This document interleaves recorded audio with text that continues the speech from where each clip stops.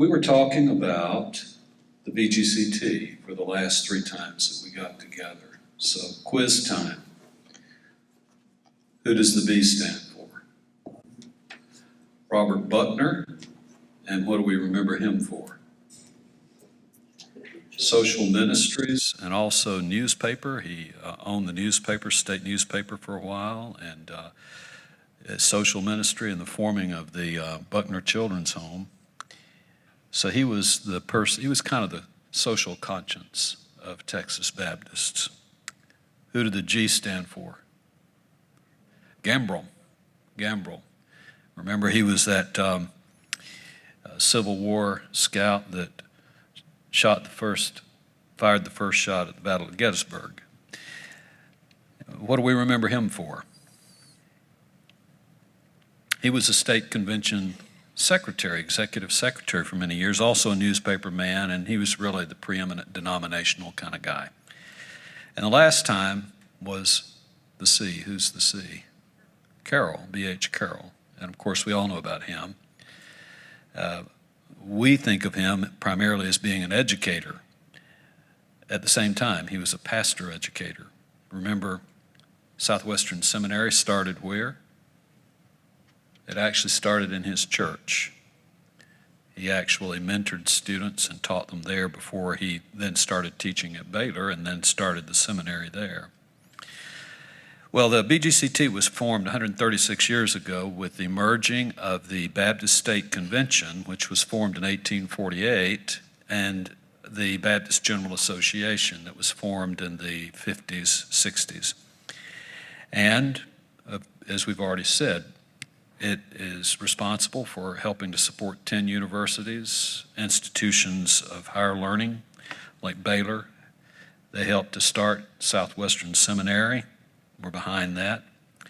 And many colleges. They have 7 hospitals. We have 7 hospitals, 4 children's homes, 5 retirement homes for seniors, social ministry, 5,300 churches, and actually hundreds are started each year, though some close. And we have had a pretty strong associational life historically here in this state. So let's talk about Truett. A passage that I think would be pertinent for him, and you'll see why in a minute, be Psalm 31. Who has their Bible? Psalm 31. Blake, read verses 15 and 16. My times are in your hands. Deliver me from my enemies and from those who pursue me. Let your face shine on your servant. Save me in your unfailing love. And the key phrase there for Truett was, my times are in your hand. Well, he came into the world with a bang. He was born on a Monday, the 6th of May, just a couple of years after the end of the Civil War. So these others, generationally, were a full generation older than Truett. I say he came in with a bang because the very next day, a fellow by the name of Alfred Nobel, a Swedish inventor, patented what in London? Dynamite. Yeah. Not much earlier in that year, Secretary of State William Seward purchased what was called Seward's Folly. We know that today as what? Alaska. Have any idea how much it cost per acre? 2 cents per acre, $7 million. He got it from Alexander II of Russia, and they have regretted it ever since. Yeah. The first ship had just passed through the Suez Canal. So all of those things are, 1867? That'd be 155 years ago. Blake, I didn't know where this was. You probably do. Clay County, North Carolina. That's right out at the pointy piece. The pointy piece that sticks out there, the next to the last county between Georgia and Tennessee. He was born in Hayesville, and some accounts say that he was born in a log college. Well, they want to make him like Abraham Lincoln, you know. But it wasn't. It was a white frame farmhouse, had 5 rooms in it, on a dirt road on Highway 64, 2 miles west of Hayesville. This was old Cherokee Nation territory on the Hiwassee River. And he was the 7th of 8 children, the youngster, the son of Charles, Levi, Truett, and Mary Rebecca Kimsey. Those are good biblical names, Levi and Mary and Rebecca. Remember that in just a moment. His dad had served in the Civil War. He'd been a private in B Company, 7th Battalion, North Carolina Cavalry. He had 5 brothers and 1 sister, and then 1 that did not survive. His brother James L. eventually moved to Texas with him, and he became later, after he was a couple of pastors after B.H. Carroll at First Baptist Waco. And then he became the head of the Baptist State Convention, one of those 2 conventions that merged into the BGCT. 2 other brothers, Luther and John, who also moved to Texas with him, moved to McKinney, and they became county judges of Collin County. And in fact, that's what Truett wanted to do, not be a county judge, but he wanted to be a lawyer. He came from an English and Scots-Irish background, and some of the earliest settlers in the Appalachians were from his family. They'd been there for about 200 years. And some of his ancestors and contemporaries were Baptist preachers. Like I said, he was a full generation behind the other 3. Buckner was 34 when Truett was born. Carroll was 26 or 23, and Gambrell was 26. He was born into a farming family.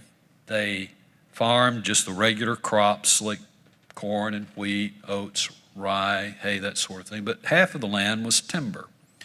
And so he worked sawmilling and cutting timber for fence posts. It was a rugged kind of existence. He worked hard as a youngster. And his father encouraged the kids to read Christian classics.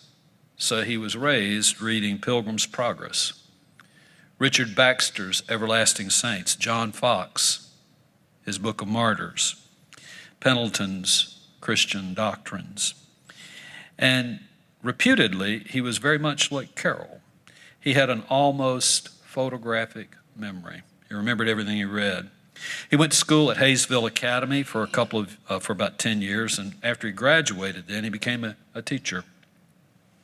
He loved to debate. He was part of what was called the Log Cabin Debating Society at school. In 1886, at a camp meeting in Hayesville, he was converted rather dramatically and delivered a powerful, powerful testimony at his baptism. It was so persuasive, the preacher then invited him to speak the next Wednesday evening. And Truett went up and down the aisle in the church, exhorting everybody to be saved. It was on fire for the Lord. He returned home, and he was kind of embarrassed as he thought about it. You know, he thought he'd been a little bit too exuberant, over the top. And his mother said to him, "My boy, all that you're thinking is temptation from Satan. He's trying to silence you as your witness for Christ. I doubt if ever in all of your life after this point you will give a more effective testimony for Christ than you gave tonight." And that encouraged him. And as a result of that, then later, many of those people at that meeting accepted the Lord. He became school teacher then after he graduated from high school, age 19, and he taught at Crooked Creek Public School. It was a rural mountain school in Towns County in northern Georgia, just a little south where he was born, had 50 students. The range of the students' ages in that one-room school were from 6 to 21. Can you imagine teaching that age range? And then his cousin. Now, you know, I had to search hard for this, but Fernando Coelho McConnell. That just doesn't fit. You know, McConnell's a Scots-Irish name. Where in the world did he get Fernando Coelho? Well, his mother had been reading a novel with a Spanish privateer, sort of like Sir Francis Drake, and the hero's name was Fernando Coelho, and she named him that. Well, one of Fernando's younger brothers, Isaac Samuel, later said this: "I sure am glad my mom was reading the Bible when she had me." But he became a Baptist preacher, and It looks like Fred, but it's not. It looks like it's a misprint. Ferdinando, so it's Ferd. He went by Ferd the rest of his life. He started a school in Hiwassee. He started an academy, and then he got Truett to be his principal for the academy. And the goal then was for him to raise enough money to go to law school. Ferd later went on to pastor churches in Georgia, Virginia, Texas, Missouri, and became the Home Mission Board secretary at the turn of the Southern Baptist Convention, at the turn of the 20th century. So he came from a family of preachers and lawyers. Like I said, he wanted to be a lawyer. But he was teaching at this time for about 3 years in northern Georgia, and they didn't have enough money to run the school. And so Ferd went to the Georgia Baptist Convention that year, and he invited George to go with him. And he wanted George to speak about raising money for the rural mountain schools in northern Georgia. And he introduced him to the rest of the folks there, saying, "Brothers, this is George Truett. He can speak like Spurgeon." He had already gotten a reputation in debate and in his teaching for being something of an orator. Well, he started off slow in his presentation, but he gained momentum, and by the time he was finished, he had everybody at the state convention convinced that they needed to give money to support rural mountain schools in Georgia. And one of the laymen there, Calder Willingham from Macon, was so impressed that he stood up and he said, "I tell you what I'm going to do. I'm going to pay for this young man's education at Mercer. I'm going to give him a full ride." Well, that's what Truett had dreamed of, was to go to Mercer and eventually get a law degree and practice law. But then his dad decided to move to Texas. You see, the soil had played out in his family farm. And out of loyalty at age 21 to his parents, they moved to Whitewright, Texas. Anybody know where Whitewright is? Nodding heads. Where is it? It's north of Sherman, and it's almost, but not quite in Oklahoma. It's a railroad town. It had been founded just 11 years earlier, incorporated the year before they got there, and it's, of course, in Grayson County. It was there he was called to the ministry. He became a member. He was converted, as we said, at a camp meeting, and he then joined this church, Whitewright Baptist Church, where he taught Sunday school, and he filled in for Pastor R.F. Jenkins when he was away, and gained quite a reputation as a preacher. He began college at Grayson College. Now, there's a Grayson College today in Denison, but it's not that one. It was an earlier one that went defunct in 1912. It was started by his brother, James Truett. He was 6 feet tall, weighed 210 pounds, that is Truett. He had broad shoulders, very erect in carriage, and very solemn in appearance. Like I said, he had an almost photographic memory. Had a resonant and powerful voice, but it wasn't a deep voice. Well, he had a brother by the name of Charles, who went deaf at the age of 12. And everybody in the family, at the instructions of the parents, always spoke slowly and articulately so that their brother could read their lips and understand what he said, what they were saying. And we think that's the reason that Truett was such an articulate and precise person with his diction. You know, sometimes that happens. Sometimes God uses a weakness like that and a problem like that and converts it into a strength. His style of preaching and speaking was persuasive and earnest. He had piercing blue eyes, jet black hair, and he had a natural ability to inspire people. He was ordained by Whitewright Baptist Church. That's an interesting story. In 1890, he arrived at church one evening, and the church was packed. Well, on Saturday evening, the church usually wasn't packed. We're talking about Truett, okay? And he wondered what was going on. Well, they'd all arrived early because they knew that he was going to be nominated to be ordained. A nomination came, and spontaneously there was a unanimous vote to ordain him, and he was nonplussed. He didn't know what to say. He said, "Wait a minute, God's called me to be a what? To be a lawyer." He said, "I'll tell you what, give me 6 months to think about it." And they said, "We're not going to wait 6 months. We're not going to wait 6 hours. God's called us to ordain you." And Truett put it this way: "There I was, against the whole church, against the church profoundly moved. There was not a dry eye in the house. One of the supremely solemn hours in the church's life, and I was thrown into the stream and just had to swim. You ever felt like that? Has God ever thrown you into the stream? His first sermon was at First Baptist Sherman. And then Baylor was in trouble. They were deeply in debt. J.B. Cranfield, their financial secretary, had resigned and had moved to be the superintendent of Texas Baptist work, and he needed a leader.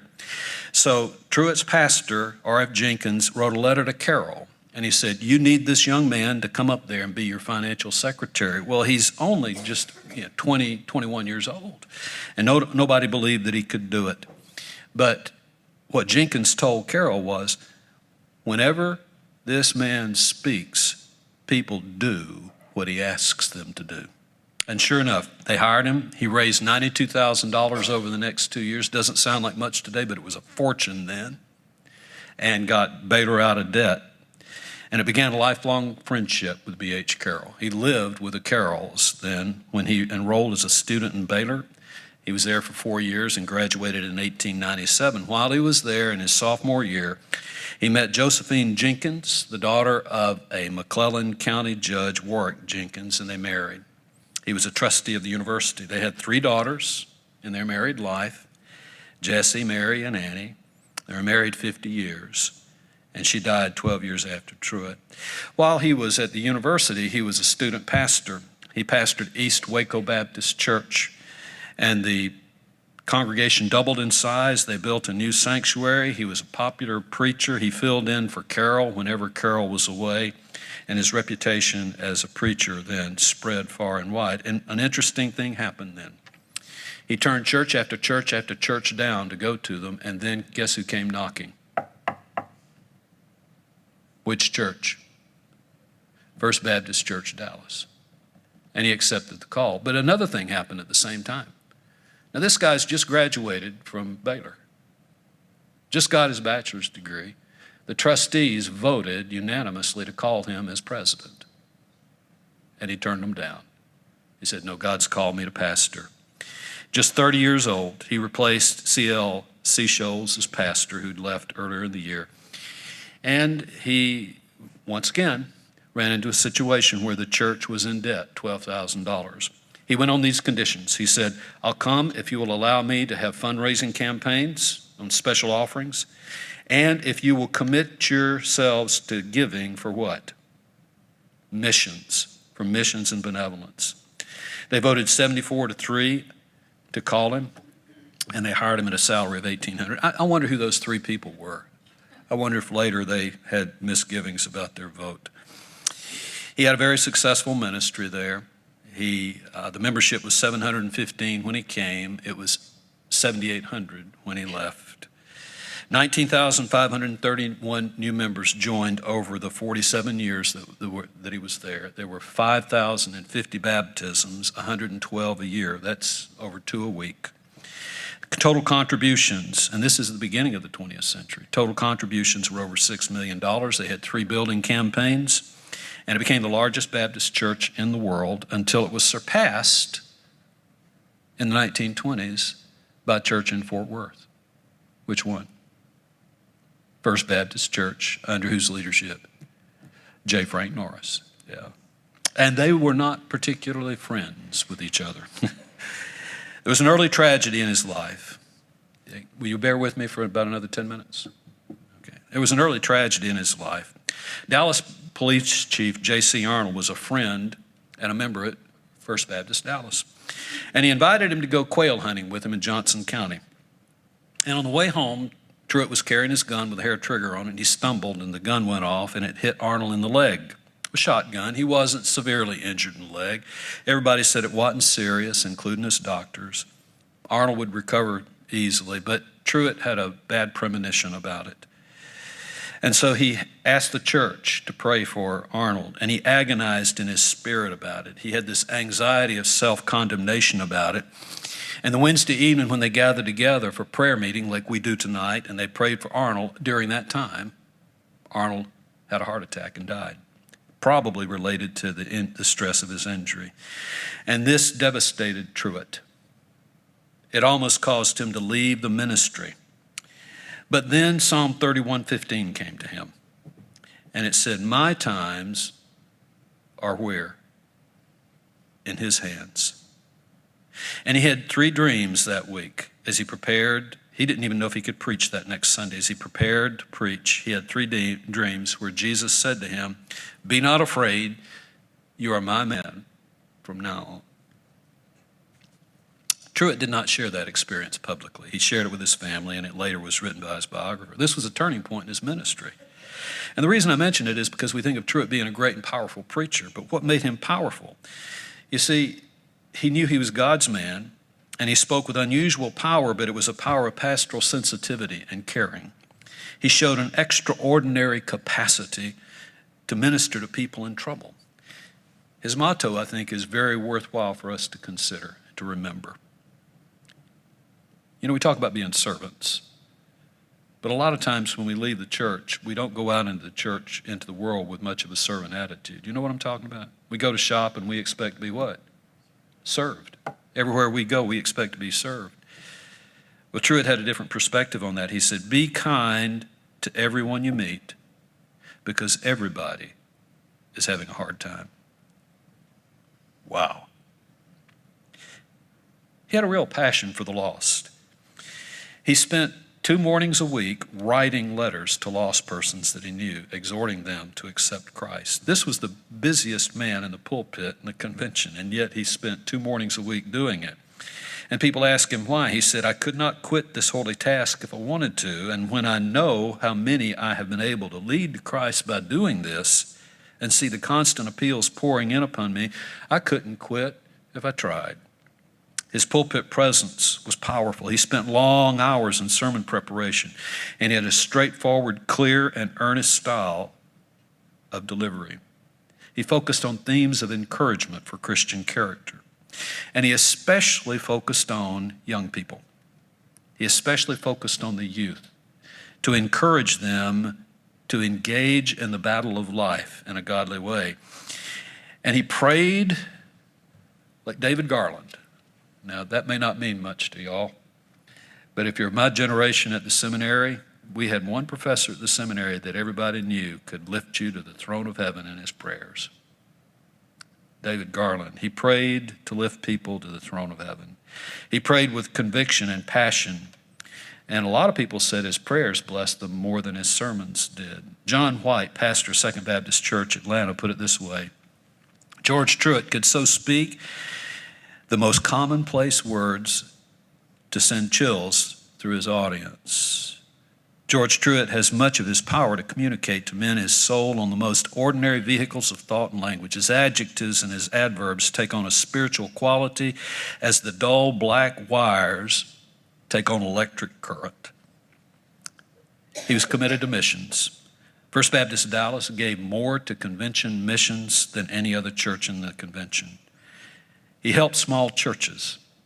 He had a lot of invitations all the time to go to large churches, and sometimes he did, but a lot of times he turned them down because a small rural church would ask him to come because they were in trouble and they needed him to come help them raise money.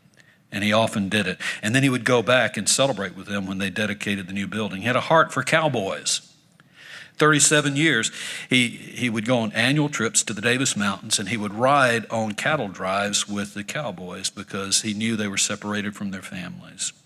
He was a popular preacher. In World War I, President Wilson sent 20 preachers to go and to minister to the troops overseas, in addition to the chaplains they had. He preached 6 sermons daily while he was there for that 6 months to crowds as large as 15,000. He performed numerous revivals, conducted a preaching tour of South Africa in the summer of 1930. To get Truett to preach in your church or at a convention or to deliver something at a seminary, a message at a seminary, you usually had to book him 2 years in advance. And as part of his legacy, there are 10 volumes of sermons, 2 volumes of addresses, and 2 volumes of Christian messages. He's a great denominational leader, not just in Texas. You may have heard of the 75 million campaign, started in 1919, ended in 1925. The goal was to raise $75 million. He was so effective in that they oversubscribed. They raised $92 million. Now, Baptists didn't end up giving that much money because what happened not long after 1925, the Great Depression. But he was a great money raiser. He led the money-raising campaign for Baylor Hospital, the Texas Baptist Memorial Sanitarium as it was called then. He became a trustee of Baylor Hospital, a trustee of Baylor University in the late 1930s, and a trustee of Southwestern Seminary from the very beginning. We say the seminary was formed in 1908, but it actually was voted into existence in 1907, and the trustees met in Truett's Dallas office to elect B.H. Carroll as their first president to name the faculty. He chaired the committee that made the decision to move Southwestern Seminary to Fort Worth, and he remained on board as its trustee, a trustee until his death. He frequently preached in chapel across the street, always encouraging young ministers in their calling. And he warned about two great temptations in ministry. What do you think they were? Two loves, the love of gain, and another message that preachers here need to hear today, the love of power, the love of power. He donated almost all of his 6,000 volume library to the library that's across the street upon his death. He was the SBC president 3 terms in the late 20s. He was president of the Baptist World Alliance. He didn't get involved in politics, except on 2 issues: prohibition, alcohol, and gambling. He opposed fundamentalism. He and J. Frank Norris were not friends, and he was an open-minded preacher. Probably the address or sermon that he is best known for, you've heard about. It's called Baptist and Religious Liberty.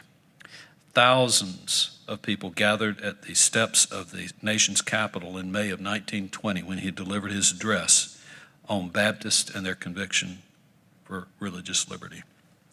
J.B. Cranfield's tribute to him, he's one of his biographers, put it this way: "This man is one of the most remarkable that it has ever been my privilege to know, for liberality of spirit, self-sacrifice, gentleness of heart, purity of character and life, sympathy, helpfulness, liberality, and love. This writer does not believe George Truett has any superior, as he has very few peers." He prefaced all this by saying that would not have been printed in the front of one of Truett's volumes if Truett knew that it was going to be there. He has a heart for all humanity. He is absolutely innocuous to the blandishments of flattery and wealth. It's no wonder, therefore, that here in Dallas he's universally beloved. He is called to more houses of mourning, conducts more funerals, consoles more of the bereaved, is the repository of more confidences of the tempest-tossed, the heartbroken, the distraught than perhaps any man in this broad land. Not only is he universally beloved in Dallas, where he's best known, but throughout all of Texas, his name and self-sacrificing deeds are amongst them, a household word.